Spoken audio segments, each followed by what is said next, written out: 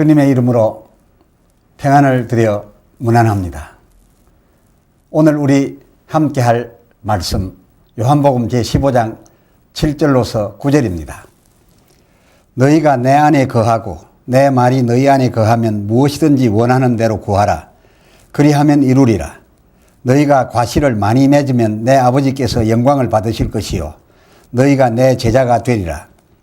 아버지께서 나를 사랑하신 것 같이 나도 너희를 사랑하였으니 나의 사랑 안에 거하라. 아멘. 오늘의 주제는 무엇이든지 구하라 하였다고 입니다. 7절 중반절, 요한복음 15장 7절 중반절, 무엇이든지 원하는 대로 구하라 하였다고, 그것이 무엇이든지 간 원하는 대로 구할 것인가? 또 그 하반절, 그리하면 과연 이루어질 것인가? 그리 되었으면 얼마나 좋겠습니까? 하지만 아무래도 그렇진 않을 것 같지 않으십니까? 그렇습니다. 그렇지 않습니다. 무엇이든지 원하는 대로 구하라. 그리하면 이루리라는 말씀을 제약하고 있는 조건이 분명하게 붙어 있습니다. 즉, 그 조건부 안에서 무엇이든지 라는 의미였다. 그겁니다. 그 조건도 이중으로 묶는 조건부였습니다. 먼저는 그 상반절, 요한복음 15장 7절 상반절, 너희가 내 안에 거하고, 그렇습니다. 너희가 내 안에 거하고이고, 또 그 다음은 내 말이 너희 안에 거하면, 내 말이 너희 안에 거하면 이었습니다. 설명을 드려서, 먼저 조건은 너희가 참 포도나무인 나에게 붙어 있어야 하고, 즉 내게 속하여 있어야 하고, 그리고 그 다음 조건, 내 말이 너희 안에 거하면 이라고 하는 조건, 그 안에서 무엇이든지였다, 그런 말씀입니다. 다시 한 번 더 말씀드리면, 너희가 저들 곧 대제사장, 서기관 등 예수님 당신을 정죄하여 십자가에 못 박으려 하는 마귀의 뜻을 따르고 있는 저들에 속하여 따르지 아니하고, 예수님 당신 안에 거하고, 예수님 당신 안에 분명하게 거하고, 그리고 내가 너희에게 준 말, 내가 너희에게 일러준 그 말이 너희 안에 거하면, 너희 안에 내 말이 있으면, 너희 안에 거하는 그 말 중에서 무엇이든지 원하는 대로 이루어 열매 맺어 드리고자 하는 그 말을 구하라. 너희 안에 있는 나의 그 말 중 하나를 택하여 그것이 어떠한 것이든지 그 범위 안에서 그 말 중에서 구하라 라고 하는 것이지, 그저 아무거나 무엇이든지가 아니라는 그런 말씀입니다. 그야말로 본문 7절은 아무거나 무엇이든지 구할 수도 없고, 그리고 원한다고 해서 다 이루어지지도 않는다라고 하는 그런 뜻을 함유하고 있는 그런 말씀인 것입니다. 다음 8절을 상고하겠습니다. 8절 상반절, 요한복음 15장 8절 상반절, 너희가 과실을 많이 맺으면 내 아버지께서 영광을 받으실 것이요. 왜 아버지입니까? 열매 송이에 매어 달린 그 열매는, 그 열매 송이를 매어 단 것은 가지입니다. 그 가지는 곧 참 포도나무, 참 포도나무 가지입니다. 그러면 그 포도나무에 붙어 있는 가지, 그렇습니다. 그러니까 내가 참 포도나무요 라고 하셨던 예수님에 붙어서 예수님에 붙은 가지 되어서 맺은 열매들인데 어찌하여 그 열매들로 인한 영광이 예수님을 건너뛰어서 예수님 아버지, 예수님께서 표현하시기로는 내 아버지, 예수님 당신의 아버지께 돌아가신다라고 하는 것입니까? 그건 전 시간에 말씀드려서 이해하고 계신 바대로 그 나무의 농부는 그 나무를 주장하고 그 나무를 오히려 있게 한 그 주인 되신 농부는 예수님 당신의 아버지였기 때문입니다. 굳이 포도나무의 부분으로 말하자면 이 농부이신 아버지의 부분은, 위치는 참 나무인 자기의 기본 뿌리였기 때문입니다. 다른 식물로서 표현한다면 씨앗이겠죠. 하나님께서 이 씨앗으로 말씀을 저에게 주었으니 씨앗 말이라 라고 하는 것이 좋겠죠. 이 씨앗 말이 예수님에게서 나오신 것이 아니라 아버지 하나님에게서 나오셨다는 게지요. 그러므로 그 나무, 그리고 그 나무에 연하여 있어서 맺은 열매의 영광이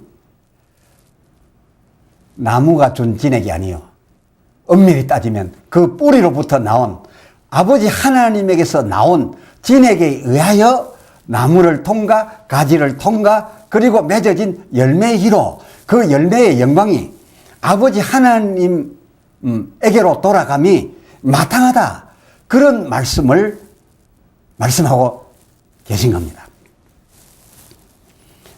그리고 하반절, 8절 하반절, 너희가 내 제자가 되리라 라는 말씀을 덧붙여 주셨습니다. 그렇습니다. 제자는 그 선생에게서 받은 것 이상일 수 없다는 것이 이 성경이 말하고 있는 제자 논리입니다. 일반적인 우리들의 상식으로는 제자가 스승보다 더 나아야 된다 이렇게 생각하고 있습니다만은, 이 성경이 말하는 제자로는 의미가 따로 있는 성경의 견해라, 그것입니다. 이것을 알고 읽어야 할 것 같습니다. 자, 보세요. 마태복음에서 참고하겠습니다. 마태복음 10장 24절, 제자가 그 선생보다 또는 종이 그 상전보다 높지 못하나니. 그 25절, 제자가 그 선생 같고 종이 그 상전 같으면 족하도다. 이 말 무슨 말씀입니까? 성경이 말하고자 하는 그 제자의 한계는 스승에게서 나온 것을 넘어설 수 없다는 것이고, 또 그 종은 주인의 아는 것 이상을 알 수 없다라는 그런 의미로서 제한받고 있는 것이 제자요 종인 것입니다. 그래서 이 제자나 종이 그 선생과 그 주인에게 이루고자 한다면 꼭 그 주인의 한계, 그 선생의 지식의 한계까지 갔다면 그것은 족하고 그 이상은 될 수 없다라고 하는 것이 성경의 제자론이요 종론입니다. 따라서 이 요한복음 15장 8절 하반절, 너희가 내 제자가 되리라 라고 하신 말씀은 우리가 일반적으로 생각하는 그것보다 더 깊은 의미를 지니는 겁니다. 즉, 내 말이 너희 안에 거하여, 내 말이 너희 안에 거하여 너희가 받아들여서 아멘으로 이해하고 그것을 신비에 새기고 있다면, 그 내 말이 너희 안에 거하여 그 말들 중 너희가 이루고자 하는 것이 있다면, 나의 그 말을 이루고자 하여 내가 해준 너희 속에 있는 그 말들 중 어느 하나 네가 원하는 것을 구하라 라고 하였던 것이었고, 그리고 그 열매 연글은, 그 열매를 연글게 하는 그 진액은 나무인 자기에게서 출발한 것이 아니라 뿌리이신 내 아버지에게서부터 출발하여 내 나무를 거쳐 너희 가지를 통과해서 맺혀진 열매 그것이므로 마땅히 내 아버지께서 영광을 받으셔야 하고 또 영광을 받으시게 된다라고 하는 그런 취지의 말씀을 주께서 오늘 우리에게 들려주고 계신 겁니다. 그러고 보니 성경이 말하는 제자는 단순히 뭐 누구누구의 문화생, 예수님의 그냥 일반적인 따라다니면서 배운 제자, 그런 개념의 제자가 아니라 그 스승의 것을 받아서, 그 스승의 것을 받아서 자기 것 하나도 보태지 않고 그 스승의 것 중에 하나, 그리고 또 다음 때에 또 하나, 또 하나, 그 스승의 것 그 자체를 이루어가는 자가 바로 성경이 말하는 제자라는 겁니다. 일러 예수님에게 12제자가 있었으나 예수님의 뜻을 받아서 그 말씀대로를 열매 맺지 아니한 가룟 유다를 가리켜도, 가룟 유다 그를 가리켜서도 제자라고는 할 수 없다라는 것이 성경적 제자론입니다. 해서 그들이, 그 제자라고 하는 이들이 맺는 그들의 그 열매의 영광은 마땅히 그 스승에게, 더 나아가 그 스승을 있게 하신 하나님에게 돌려지는 것이 마땅하고, 그렇게 돌리는 자를 일컬어 제자라고 하고 있는 것이니, 제자를 둔 스승은 자기의 것이 아니라 하나님에게서 나온 것이요, 그리고 그 제자는 또한 자기 것이 아니라 그 스승에게서 나온 바, 그 스승의 것을 이루어드리고 있는 자가 진정한 참 예수님의 제자이다, 그런 말씀입니다.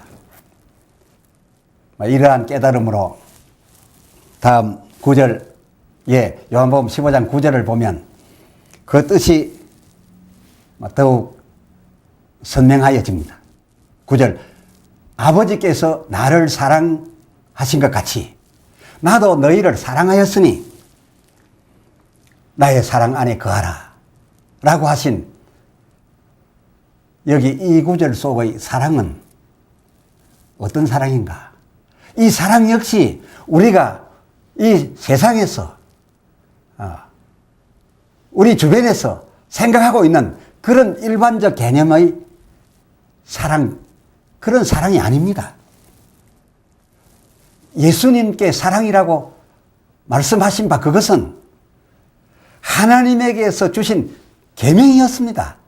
예수님은 당신의 아버지께서 주신 그 계명을 자기를 사랑하시사 주신 그야말로 사랑의 표현으로 알고 받아들이셨다, 그런 말씀입니다. 다시 말씀드리거니와 모든 계명을 가리켜 사랑이라 라고 하고 계신다는 겁니다. 예수께 모든 계명은 곧 그 계명을 맹하신 하나님의 사랑이었다, 그것입니다. 예수님은 그것을 그렇게 받아들이고 있는 겁니다. 자, 이를 확인해 주는 다음 구절들을 보실 수 있습니다. 10절, 요한복음 15장 10절. 내가 아버지의 계명을 지켜 그의 사랑 안에 거하는 것 같이. 그렇습니다. 그의 사랑 안에 거한다라고 하는 말씀이 무슨 뜻이었는가 하면, 내 아버지께서 내게 명하신 그 계명을 지키는 것, 그리고 그 계명이 내 마음속에, 믿음 속에 거하게 하는 것, 그리고 거할 뿐만 아니라 지키는 그것이 바로 나는 그의 사랑 안에 거하는 것이라 라고 말씀하고 있습니다. 다시 요한복음 15장 10절 내가 아버지의 계명을 지켜 그의 사랑 안에 거하는 것 같이 그걸 지키는 것으로 나는 그의 사랑 안에 거했다는 겁니다. 너희도 내 계명을 지키면 내 사랑 안에 거하리라. 바꾸어 말씀드리면 아버지 하나님께서 예수께 주신 말씀이나 또 그의 뜻을 쫓아 우리에게 말씀하신 예수님의 그 계명적 말씀들은 참으로 우리를 사랑하셔서 내려주신 사랑이었다 그것입니다. 예수님은 아버지 하나님의 계명을 사랑으로 느끼고 그리고 경험하고 계신 것 같은데 주의 계명을 사랑으로 받은 우리는 그 계명을 사랑으로 여기고 있는 것인지요? 더하여 이 같은 사실을 더 확실히 뒷받침할 말씀 하나를 더 소개합니다. 마태복음에서 드립니다. 마태복음 22장 37절 주 너희 하나님을 사랑하라. 그것도 뜻을 다하고 목숨을 다하여 힘을 다하여 주 너희 하나님을 사랑하라 하셨으니 이것이 크고 첫째 되는 계명이요. 그렇습니다. 계명은 곧 사랑이었습니다. 계명을 지켜 나가는 것이 하나님을 사랑하는 것이었습니다. 또 그 39절 둘째도 그와 같으니 내 이웃을 내 몸같이 사랑하라. 이 두 계명이 이 계명은 곧 무엇입니까? 사랑하여 주신 바 된 명령입니다. 이 두 계명, 이 두 사랑이 온 율법과 선지자의 강령이니라. 이 계명들을 쉽게 말씀드리면 10계명입니다. 하나님께서 우리에게 내려주신 바 이 10계명이 과연 귀하게 하나님이 내게 베푸시는 사랑인 것으로 다가오셨습니까? 아니면 부담으로 다가와 있습니까? 다시 여쭤봅니다. 하나님께서 귀하게 내려주신 이 계명이 너무나도 큰 사랑으로 깨달아져서 그래서 아주 감격하면서 그것을 지키는 것을 참으로 힘써 지키고 목숨을 다해서 지키고 싶은 그런 사랑이요 내게 유익한 것으로 받아들여지셨느냐 그런 말씀입니다.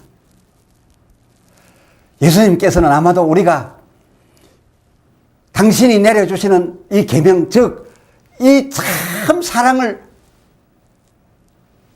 받게 될 때 우리들이 모두 감격할 줄 아신 모양입니다. 해서 그 11절 요한복음 15장 11절 내가 이것을 너희에게 이르면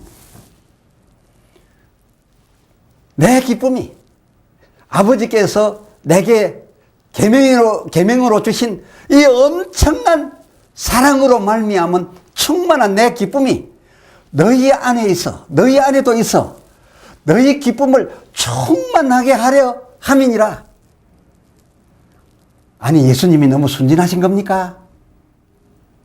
그러나 예수님은 진실을 말하고 있을 따름입니다.